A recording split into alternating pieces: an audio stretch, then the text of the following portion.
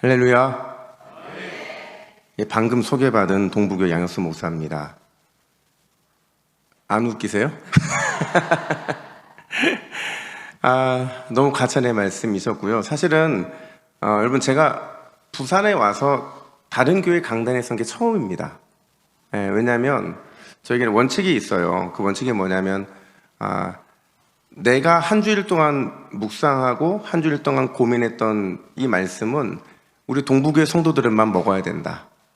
이게 저의 원칙이고, 그래서 그렇게 동부교회 성도들을 먹이는 게 저에게는 가장 중요한 원칙이다 보니까 다른 교회를 갈 수 있는 기회도 없었을 뿐만 아니라 또 별로 가고 싶어 하지는 않았는데, 제가 우리 남진 목사님 너무 사랑받는 후배다 보니까 그냥 잠자다가 그냥 이게 졸다가 오라고 해서 오겠다고 하고 보니까 제가 한 번도 가본 적이 없는 그 길을 또 가게 됐어요. 그래서 여러분, 오늘 이 시간이 아마 부흥회라고 들었는데 여러분 귀한 은혜의 시간이 되었으면 좋겠습니다. 여러분, 저는 실향민이에요. 왜 실향민이라고 말하냐면 저의 고향은 서울인데 서울에서 삶을 마무리하고 대전에서 8년 살고 그리고 20년 넘게 부산에서 살 사람이기 때문에 저는 고향을 잃어버린 실향민입니다. 근데 이제 제가 부산에 내려오면서 한 가지 기대했던 게 있어요. 그게 뭐냐면, 우리 또 부산 하면 화끈하잖아요. 아니에요? 근데 제가 부산에 와서 가장 실망한 게 뭐냐면 안 화끈해요.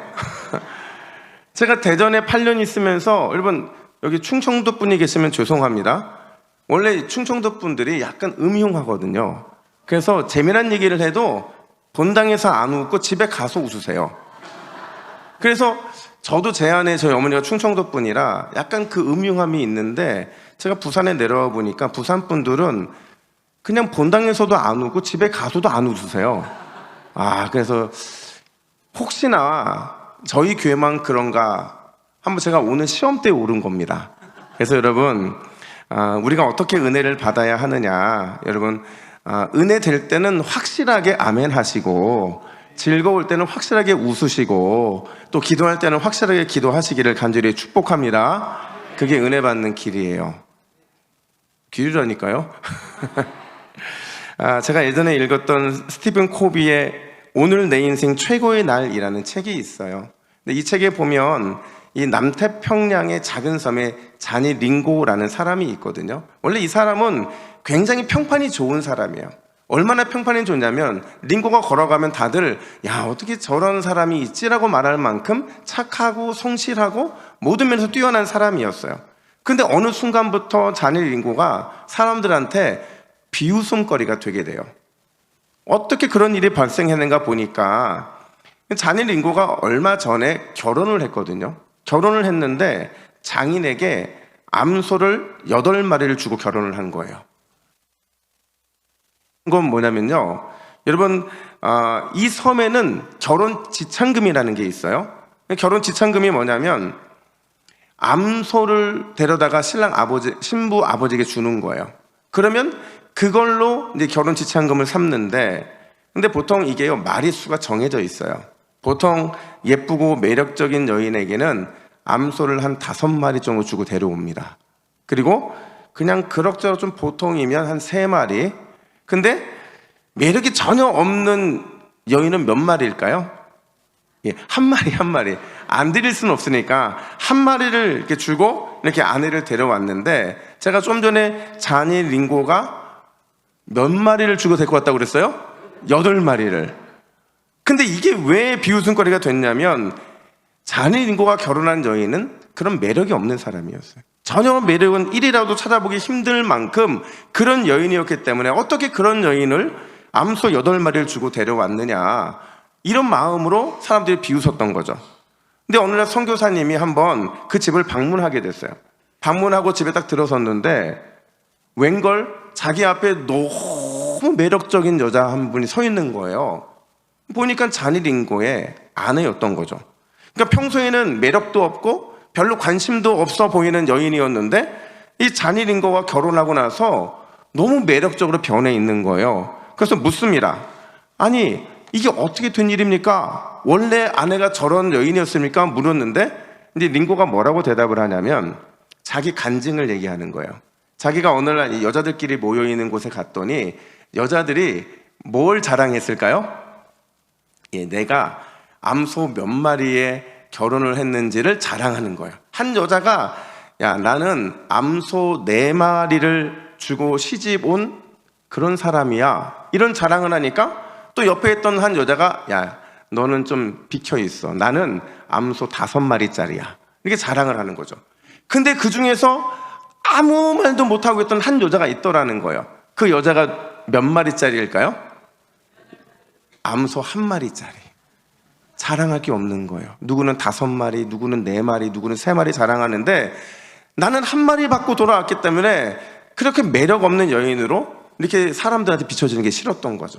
근데 이걸 듣다 보니까 링고가 결심을 해요. 아, 나는 평생 나랑 살 여인을 위해서 무리해서라도 암소 8마리를 주고 그리고 데려오겠다라는 마음에 결정을 하게 되는 거죠. 근데 신기한 게 뭐냐면 8마리를 데리고 아버지에게 넘겨주고 아내를 맞이했는데 이 여인이 그날부터 변하더라는 거예요.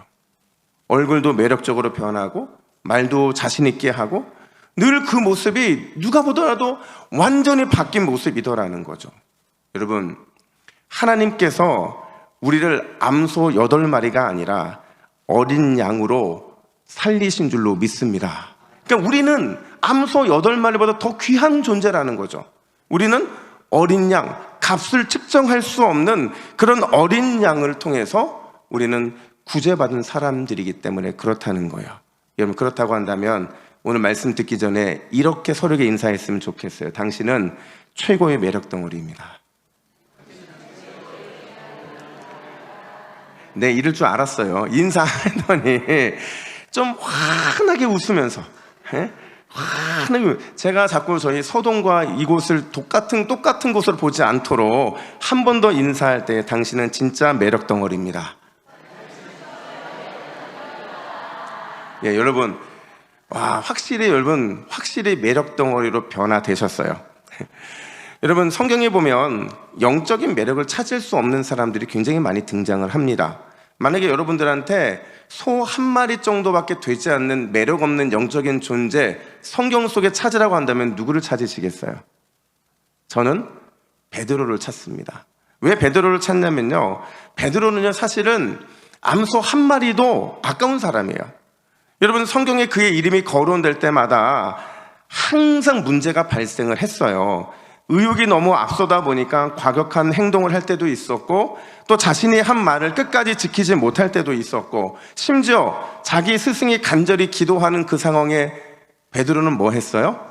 졸았잖아요. 그러다 보니까 결국에는 3년 동안 자신을 훈련시켜주신 예수님을 모른다고 3번이나 부인하기까지, 베드로와 관련된 모든 기사들을 보면 다 이렇게 뭔가 문제가 있는 내용들이라는 거죠. 신앙적인 면에 있어서나 아니면 인간적인 면에 있어서 베드로는 진짜 암소 1마리도 아까운 사람이라고 말을 할 수가 있어요. 근데 오늘 본문을 보니까 예수님께서 베드로에게 역사상 가장 위대한 축복의 말씀을 선포하시는데 성경에서 이런 축복의 말씀이 없어요. 2000년 기독교 역사에서 이런 큰 축복이 없더라는 거죠. 어떤 축복을 받았기에 그러느냐, 우리 18절 말씀으로 한번 화면 보시고 같이 한번 읽어볼까요? 같이 있습니다. 시작. 또 내가 내게 이르노니 너는 베드로라. 내가 이 반석 위에 내 교회를 세우리니 음부의 권세가 이기지 못하리라. 아멘. 와, 여러분 이런 거 들어보셨어요? 단어만 보세요. 반석이라는 단어가 등장해요. 교회라는 단어, 권세, 승리.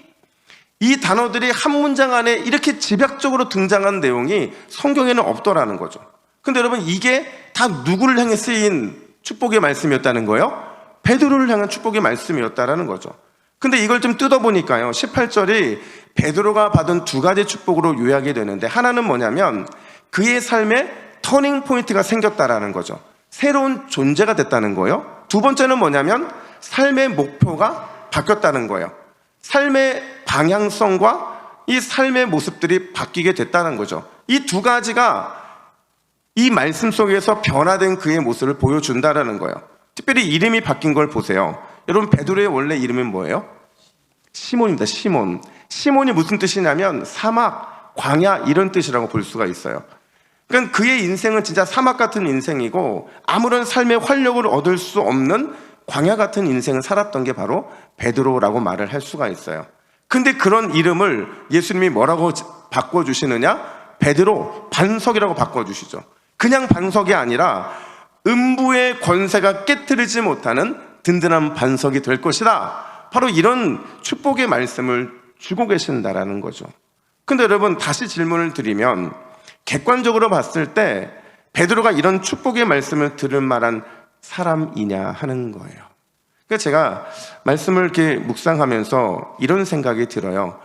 사실은 그의 겉으로 드러난 모습 속에서는 이런 축복을 받을 만한 자격은 없어요. 근데 이런 축복을 받을 만한 자격이 되는 이유가 뭐냐? 그가 주님 앞에 이런 신앙 고백을 하잖아요. 주는 그리스도시요 살아계신 하나님의 아들입니다.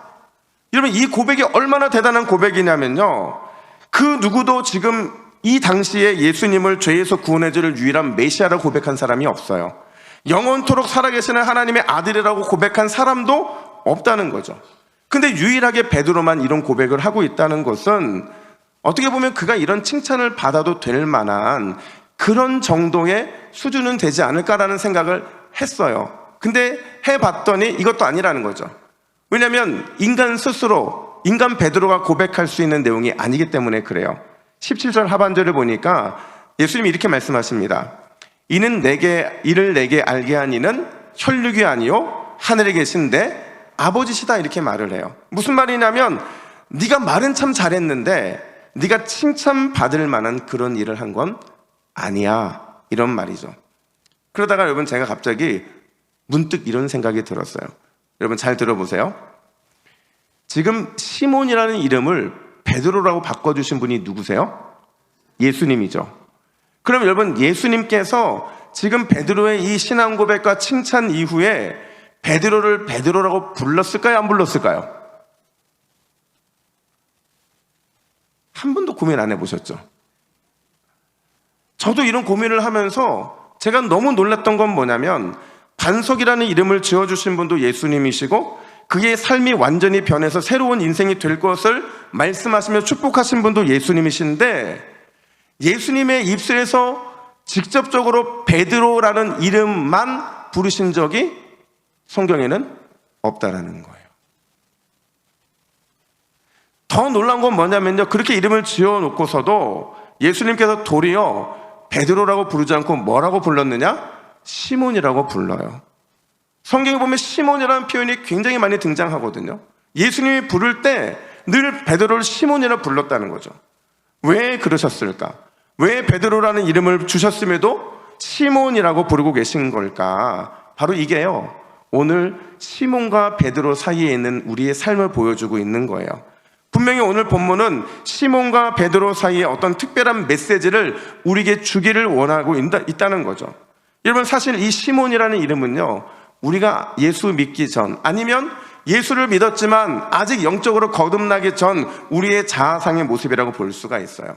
그럼 베드로는요, 반석은 우리가 끊임없이 닮아가야 될 예수님, 그분까지 나아가기 위한 신앙의 목표라고 말할 수 있죠. 하나는 현실이고 하나는 신앙이라고 볼 수 있죠.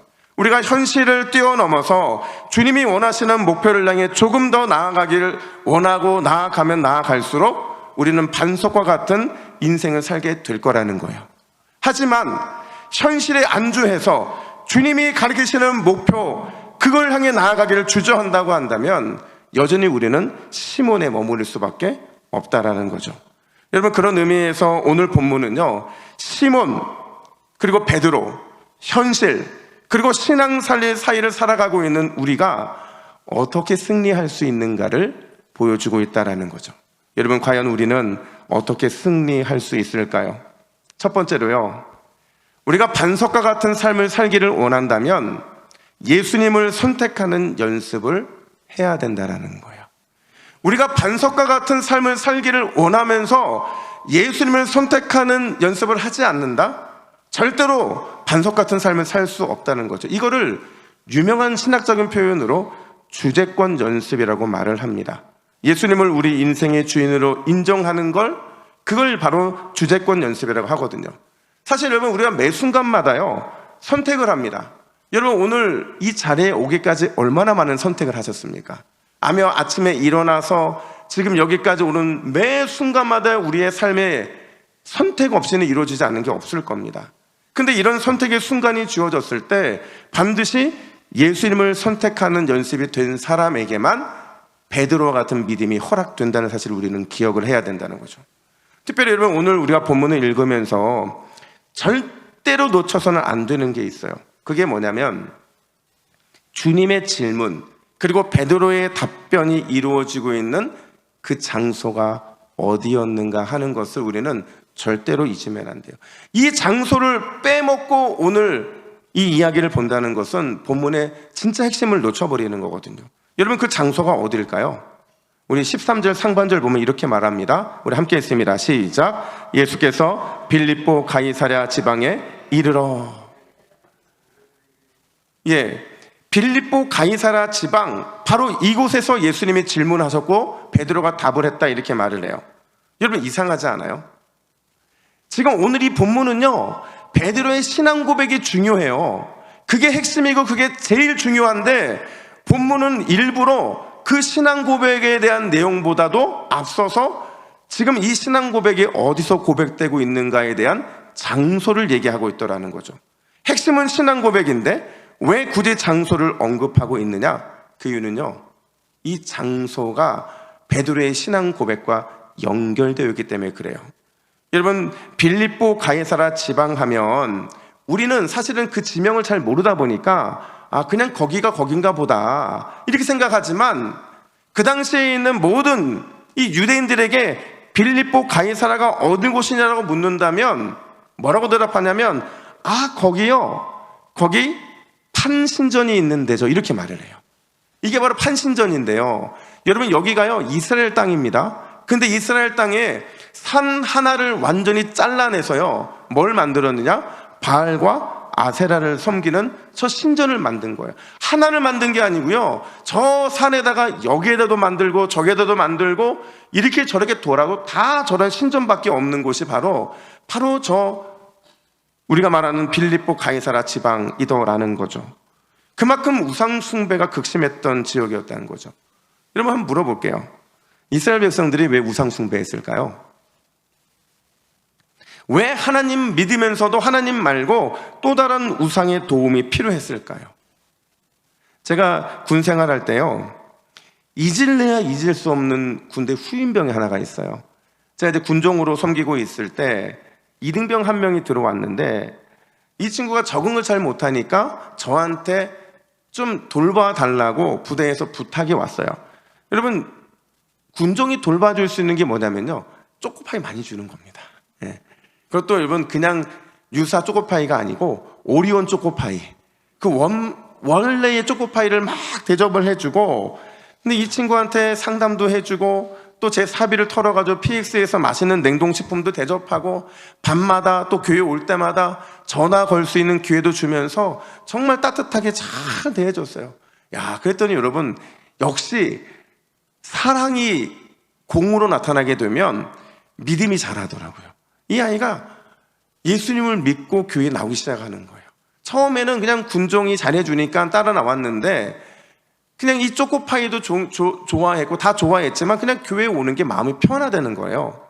그렇게 신앙생활을 한 6개월 했어요. 근데 저는 이제 저녁을 얼마 안 앞두고 있었는데 어느 날 제보가 온 겁니다. 어떤 제보냐면 제가 그렇게 사랑으로 전도해서 교회에 정착시킨 이 후임병이 종교를 순회한다는 거예요. 매일 아침 일찍 성당에 가요. 그리고 점심에 법당에 가서 밥을 먹어요. 그리고 오후 늦게 교회에 와서 예배를 드려요.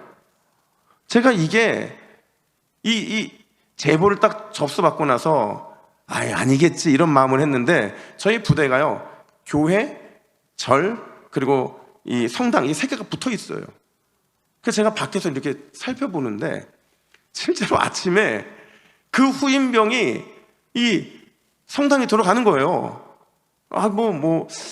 그냥 그들도 나름 신앙이 있으니까 우리랑 약간 비슷하니까 그럴 수 있겠다 생각을 했는데 점심때쯤 되니까 또 어딜 가요? 법당에 가는 거예요. 저는 한 번도 가본 적 없는 법당에 너무 자신 있게 들어가는 거죠. 그리고 거기서 밥을 먹고 다시 올라갔다가 오후 늦게 교회에 내려서 예배를 드리는 거죠. 제가 그날 날 잡아가지고 이렇게 따졌어요. 야, 이 배신자야. 너 어떻게 그럴 수 있어? 너 그렇게 적응 못할 때 내가 그렇게 잘 사랑으로 섬겨줬는데 너 어떻게 그럴 수 있어? 그랬더니 이 친구가 오히려 저를 이해 못한 듯이 이렇게 말하는 거예요. 양병장님, 안전빵 모르세요? 여러분, 안전빵이 뭔지 아세요? 무슨 얘기냐면 자기는 하나님도 믿지만 혹시나 하는 마음에 부처님도 믿고 그리고 성당도 간다는 거죠. 제가 얼마나 실망했는지 몰라요. 아니, 세상에 이런 일이. 여러분, 바로 이게 이거거든요. 왜 이스라엘 백성들에게 우상이 필요했느냐? 왜 그들이 하나님을 믿으면서도 왜 굳이 우상을 섬기려고 했느냐? 오늘날로 따지면요, 웰빙 때문에 그런 거예요. 웰빙 때문에. 남들보다 좀 더 잘 살고 싶고, 더 편하게 살고 싶고, 더 건강하게 살고 싶고, 더 좋은 명성과 더 좋은 건 누리기 위해서 하나님도 믿지만 그걸 위해서라면 우상도 섬길 수 있다는 이 안전빵, 이거를 위해서 이스라엘 백성들이 우상이 필요했다라는 거죠.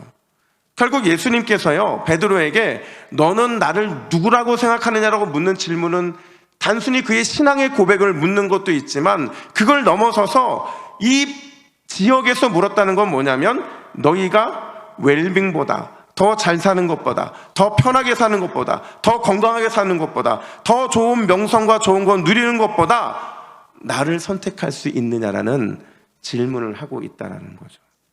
제가 이 현장에 갔거든요.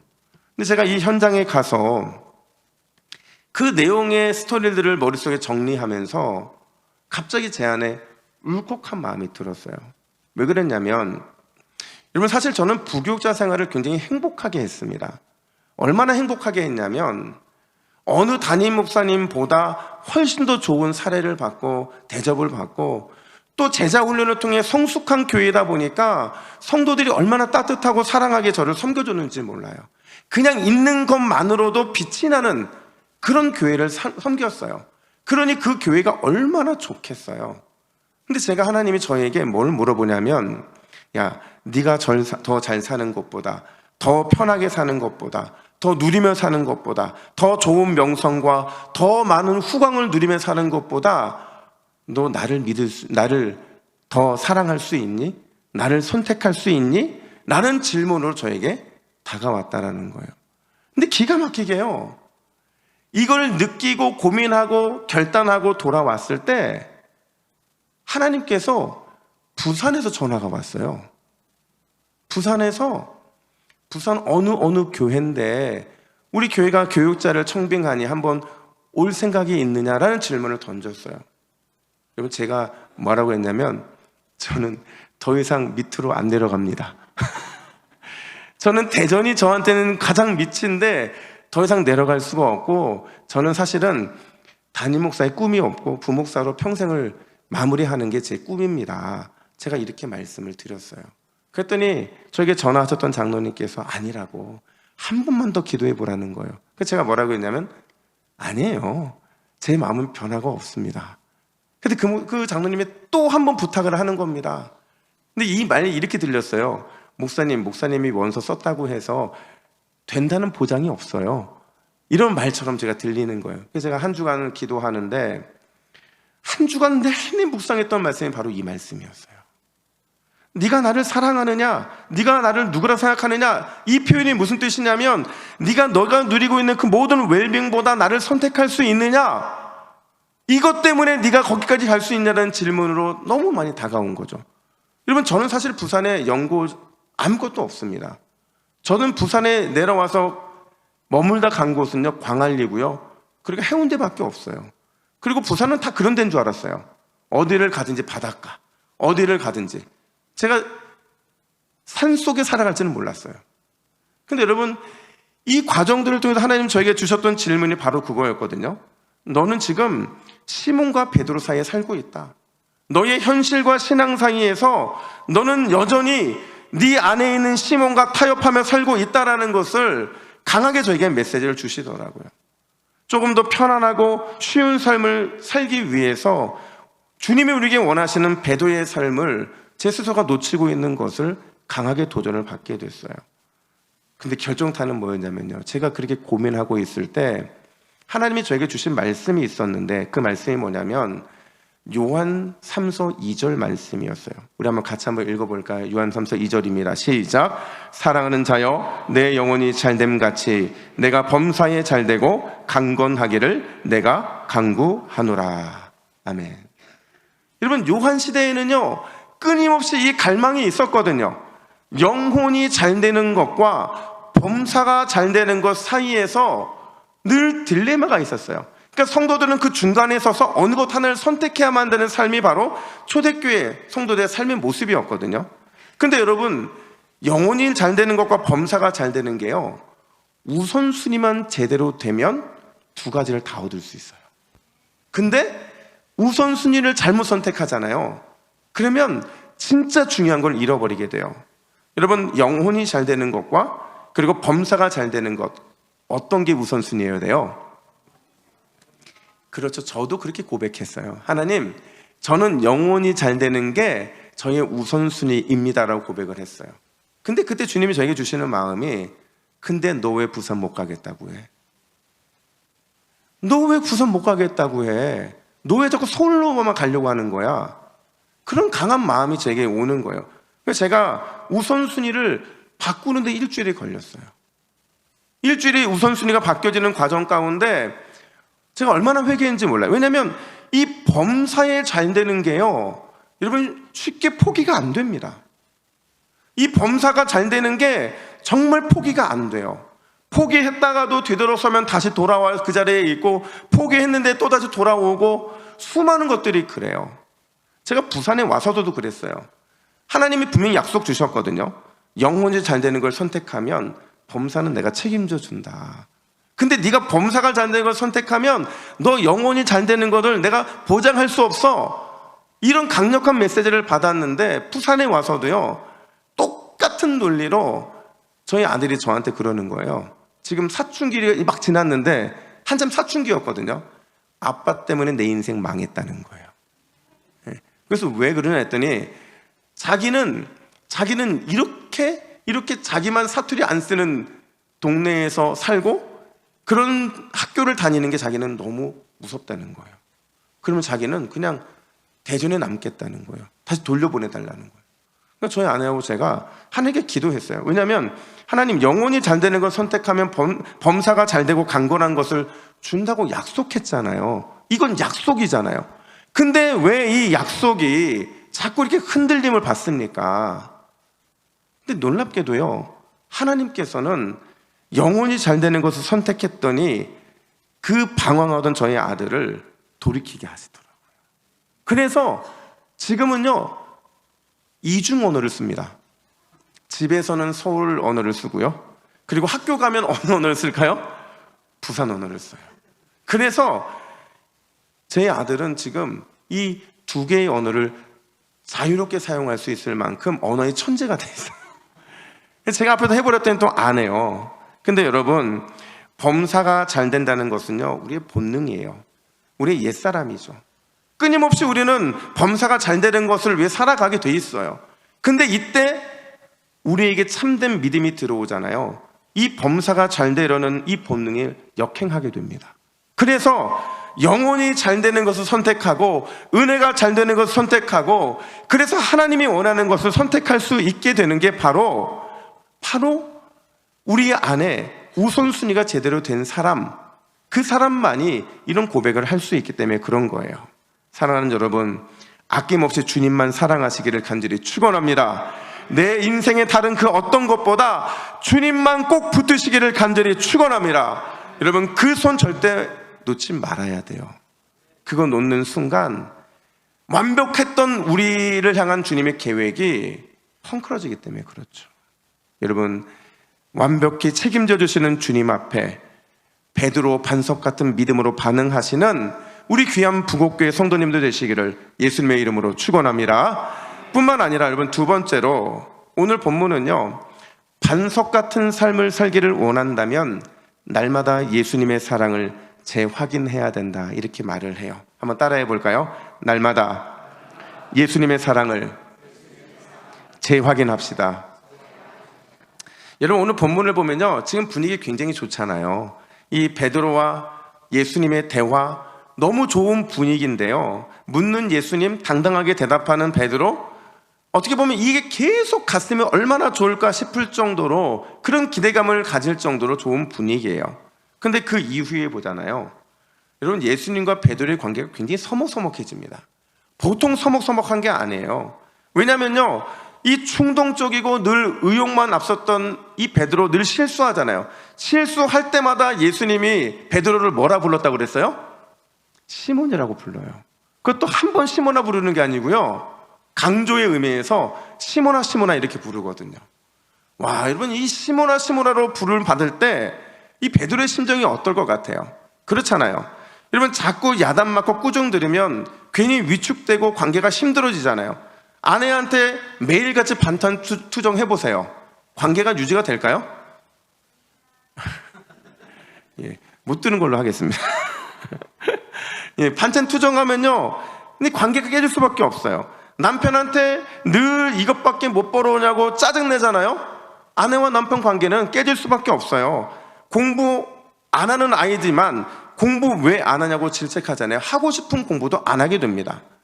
그러니까 여러분, 회피하고 싶고 도망가고 싶은 것, 이게 관계가 깨지면서 발생하는 거거든요.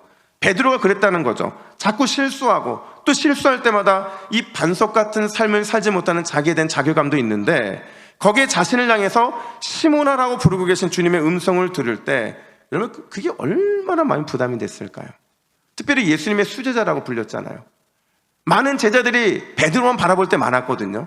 근데 베드로는 늘 실수하고 책망받고, 그런 과정들 속에서 얼마나 주님과의 관계에 부담스러움을 느꼈느냐 하는 거죠. 주님이 바라보는 것만으로도 아마 그 눈빛을 피하고 싶을 거예요. 저희가요, 부교육자로 있다가 담임 목사가 되니까, 저는 담임 목사가 되고 나면 좀 멋있을 것 같았거든요. 담임 목사가 되면 이렇게 말 한마디도 딱딱하면 우리 부목사님들이 다 이렇게 알아서 해주고, 그리고 저는 그냥 딱 가면, 그러니까 실제로 저는 그렇게 사역을 했어요. 근데 요즘 제일 제가 눈치 보는 게요, 성도님들이 아니에요. 누구 눈치를 보는 줄 아세요? 말을 안 하겠어요. 근데 진짜 눈치 많이 봅니다. 진짜 눈치 많이 봐요. 뭐라고 야단치고 나서도 괜히 야단쳐서 이렇게 뭔가 웅크려져 있는 모습이 보기 싫어가지고 가서 괜히 밥 사주고 뭐 커피 사주고 뭐 사주고 이런 풀어주고, 그러니까 제 속에 그런 마음이 있는 거예요. 이렇게 풀어줄 거 내가 왜 화냈지? 그렇잖아요. 근데 또 이들은요, 또 얻어먹으면서도 당연한 줄 알아요. 그리고 변화는 하나도 없어요. 근데 이 관계가 몇 번 지속되다 보니까 너무 서먹서먹해지는 거예요. 회의를 할 때도 눈치를 보고 있고, 서로 뭔가 이렇게 싫은 소리들이 있을 때는 늘 관계가 좀 안 좋다라는 거죠. 저 장로님들하고 관계 되게 좋거든요. 성도들하고 관계 다 좋거든요. 유일하게 관계가 힘든 게 누구냐면 그분들이에요. 그분들하고 관계가 너무 힘든 거예요. 근데 제가 제 친구한테 물어봤어요. 야, 내가 요즘에 다른 게 힘든 게 아니라 그분들과 관계가 너무 힘들다? 그랬더니 앞서서 그 길을 가고 있는 친구들이 뭐라고 말하냐면, 그건 당연한 거라는 거죠. 왜냐하면 우리가 일로 만났기 때문에 그렇다는 거예요. 주님을 위한 일로 만났기 때문에 잘 하기 위해서는 어쩔 수 없는 과정이라는 거예요. 그래서 그 마음을 딱 듣고 나니까, 그럼 너도 그러냐? 근데 다 그렇대요. 다 그렇다는 거죠. 그래서 제가 얼마나 자유함을 누렸는지 몰라요. 근데 여러분 보세요. 베드로가요, 오늘 이 사건 이후로 주님께 칭찬 한번 받아본 적이 없어요. 그죠? 칭찬 한번 받지 못하고, 그럼에도 또 실수하고 야단 맞고, 그리고 시몬아 시몬아라는 소리를 듣고 얼마나 위축되는 삶을 살 수 있겠냐는 거죠. 주님이 딱 쳐다보는 순간 얼음, 딱 그렇게 되는 거죠. 근데 여러분, 주님이 시몬아라고 부를 때 진짜 피하고 싶을 무서운 눈빛이었을까요? 저는 아니었다고 봐요. 베드로는 그렇게 느낄 수 있어요. 베드로는 자기가 너무 많은 사고를 쳤기 때문에 그렇게 느낄 수 있지만, 시몬아라고 부르시는 주님만큼은 단 한 번도 베드로를 무서운 눈빛으로 본 적이 없을 거라는 거죠. 그걸 어떻게 알 수 있냐면요, 여러분, 베드로가요 예수님께 받은 질문은 두 가지였어요. 오늘 본문에서 너희는 나를 누구라 하느냐, 그러니까 너는 나를 누구라 하느냐라고 질문받은 게 하나고요. 그리고 두 번째가 어디에 등장하냐면, 베드로가 예수님을 3번 모인다고 부인하고 도망가고, 그래서 갈릴리로 다시 돌아갔는데 그 갈릴리 예수님이 찾아가세요. 찾아가서 예수님께서 베드로에게 뭐라고 물어요? 네가 나를 사랑하느냐? 똑같은 질문이거든요. 똑같은 질문이고 똑같은 눈빛으로 바라보며 했던 질문이었다라는 거죠. 앞선 내용은 잘해서 칭찬해서 웃으면서 말씀하신 것도 아니고요, 뒤에 질문 네가 나를 사랑하느냐는 인생 최고의 실수를 범했고 그래서 깊은 좌절을 경험하고 있던 그를 책망하기 위해서 너 진짜 나를 사랑하냐고 따지듯 질문하신 게 아니었다라는 거예요. 그걸 어떻게 알 수 있냐면요, 요한복음 21장에 보니까 마지막 예수님의 네가 나를 사랑하느냐는 3번째 질문이 떨어지거든요. 그 질문을 떨어졌을 때 21장 17절에 보면 베드로가 근심했다 이렇게 말을 해요. 여러분, 근심했다라는 건 뭐냐면요, 원문 그대로 번역하면 슬퍼했다는 거예요. 아니 그렇잖아요. 왜 근심했다라는 말은 이해가 되는데 슬퍼했다라는 말이 이해가 안 되냐면요, 우리는 늘 그렇게 생각했거든요. 베드로가 책망을 받았다. 아니에요. 슬퍼했다는 건 뭐냐면 베드로가요 시몬아라고 부르실 때 주님의 눈빛을 이해하지 못한 게 슬펐다라는 거예요. 시몬아라는 말을 남겼던 주님의 변함없는 따뜻한 사랑의 눈빛을 놓쳤던 것, 그게 슬펐다라는 거죠. 실수 때문에, 부인한 것 때문에 야단 맞는 그게 그를 슬프게 한 게 아니라 주님의 진심 어린 마음을 이해하지 못해서 그래서 슬펐다고 그렇게 말하고 있는 거라는 거죠. 여러분, 그렇습니다. 베드로를 향한 주님의 사랑의 눈빛은 단 한 번도 변한 적이 없어요. 시몬아 너는 나를 누구라 생각하느냐라는 질문에도, 시몬아 네가 나를 사랑하느냐는 질문에도 주님의 사랑은 결코 변함이 없었다는 사실이에요. 우리만 변할 뿐이죠. 우리만 변할 뿐이지 주님은 변한 적이 없을 때, 주님의 사랑은, 그 사랑의 눈빛은 단 한 번도 변함이 없었다라는 거예요. 여러분, 우리가 믿고 따르고 의지하는 주님은 바로 이런 주님이신 줄로 믿습니다. 그래서 어떤 신학자들은요, 예수님을 뭐라고 부르느냐, 2번의 기회를 주시는 분이다 이렇게 말을 해요. 한 번으로 우리를 책망하고 한 번으로 우리를 평가하시는 분이 아니라 또다시 기회를 주시고 또 기회를 주시면서 여전히 우리에게 변함없는 사랑의 눈빛을 보내시는 분, 그분이 우리 주 예수 그리스도라는 거죠. 그런 주님께서 늘 넘어지는, 무너지는 우리를 향해 시몬아라고 부르셔도 마찬가지라는 거죠. 괜찮아, 넌 원래 시몬이었잖아, 염려하지 마, 다시 시작하면 되잖아. 그래서 결국에는 시몬이 베드로가 됐던 것처럼 우리 주님도 그런 눈빛으로 우리가 베드로가 될 때까지 기다려 주신다라는 거예요. 여러분, 제가요 되게 치밀한 사람이거든요. 그러니까 치밀하다는 게 뭐냐면요, 완벽해야 돼요. 완벽하지 못하면 제 스스로가 너무 힘들어하는 사람인데, 제가 대학교를 다닐 때 제가 대학교 때 이 학보사라는 신문 만드는 곳에 편집장을 했어요. 근데 이제 제가 첫 번째로 편집장이 되고 나서 너무 기분이 좋아가지고 보통은 8면짜리 신문을 냈는데 제가 한 장을 더 껴가지고 16면짜리를 만들었어요. 그러니까 얼마나 제가 열심히 만들었겠어요. 뭐 또 보고 또 보면서 너무 행복하게 신문을 만들어서 신문을 딱 배포를 했는데, 와, 세상에 이런 오타가 있을 수가 없는 거예요. 어떤 오타가 있었냐면, 제가 되게 좋아하는 교수님이었는데 그 교수님이 조직신학 교수님이었어요. 그러니까 이 조직신학이라는 게요, 이 조직적으로 신학을 정리해서 우리가 잘 이해할 수 있도록 신학의 뼈대를 세우는 거거든요. 근데 그 교수님의 사진이 딱 있고 사진 밑에 조직신학 교수라고 나와야 되는데, 그걸 제가 오타를 뭐라고 냈냐면 조진신학 교수라고 나온 거예요. 와, 여러분, 조진다라는 거 아시잖아요. 망쳤다라는 거거든요. 그것도 그 당시 학생들한테 굉장히 인기 많은 교수님이었는데 그 교수님 사진 밑에 조진신학 교수 나온 거예요. 여러분, 제가요 한동안 교수님을 피해 다녔습니다. 근데 이 교수님이 제가 학보사 편집장일 때 반드시 들어야 되는 전공 필수 과목 교수님이셨어요. 와, 제가요 다른 수업 시간에는 정말 눈이 번쩍번쩍 수업을 들었는데 그 교수님 시간만 되면 한 번도 교수님을 쳐다본 적이 없어요. 걸릴까 봐. 근데 너무 다행인 건 뭐냐면 교수님이 출석을 부르면 한 번쯤 걸렸을 텐데 한 번도 안 걸린 거예요. 출석을 안 부르셨어요.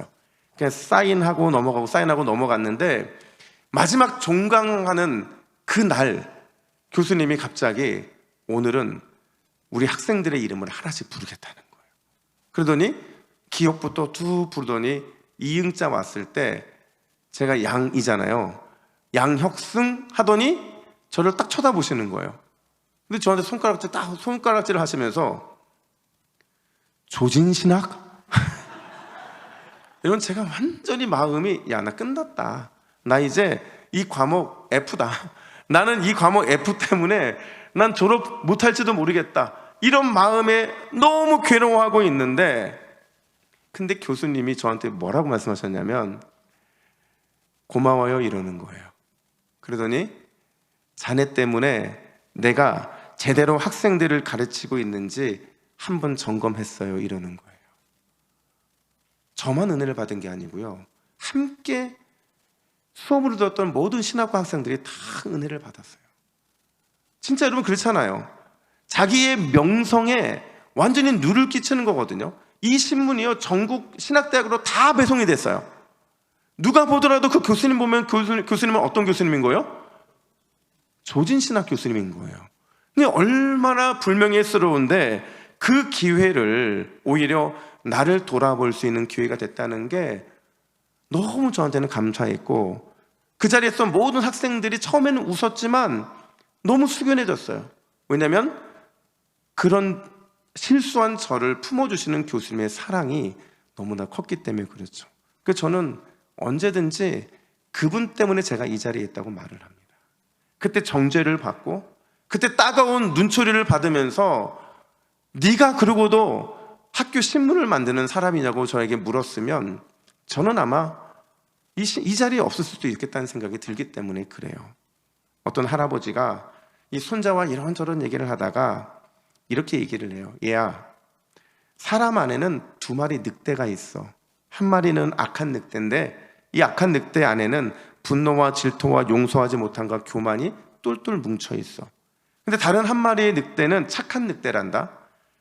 이 착한 늑대는 사랑과 친절과 겸손과 절제, 이게 늘 가득하게 있어. 근데 이 두 마리의 늑대가 언제나 우리 안에서 싸우고 있어. 이 말을 듣다가 손자가 갑자기 이렇게 질문을 해요. 할아버지, 그러면 어떤 늑대가 이겨요? 여러분, 어떤 늑대가 이길까요? 먹이를 준 그 늑대가 이기는 거예요. 우리가 악한 늑대에게 먹이를 주면 악한 늑대가 이길 것이고요, 우리가 착한 늑대에게 먹이를 주면 착한 늑대가 결국에는 이기게 되는 거죠. 여러분, 배너라는 영화를 잘 아시잖아요. 저는 이 배너라는 영화를 주구장창 봤어요. 이게 이제 사라질 때쯤 하니까 2017년도인가 리메이크를 해서 다시 나오더라고요. 근데 이 배너라는 영화를 보면 멋있잖아요. 전차로 싸워서 이기는 장면들인데, 근데 제가 어느 인터뷰를 보니까요, 이 주인공이 가장 힘들었던 게 뭐냐면 이 전차를 타고 경주를 하는 거였다고 해도. 그러니까 경주를 타고 막 하는데 이걸 한 달 연습하고 두 달 연습하고 아무리 연습해도 탈 수는 있는데 타고 싸움하는 건 도저히 어렵겠더라는 거예요. 그래서 감독에게 뭐라고 하소연하냐면, 마차는 탈 수 있지만 경주에서 이길 것에 대한 확신은 저에게 없습니다. 그런데 제가 어떻게 연기할 수 있겠습니까? 그래서 감독이 뭐라고 말했냐면, 당신은 그냥 경주에 참여만 하면 돼요. 그러면 감독인 내가 반드시 이기게 해줄 거니까. 여러분, 인생 전쟁터에서 우리가 승리할 수밖에 없는 이유가 뭔지 아세요?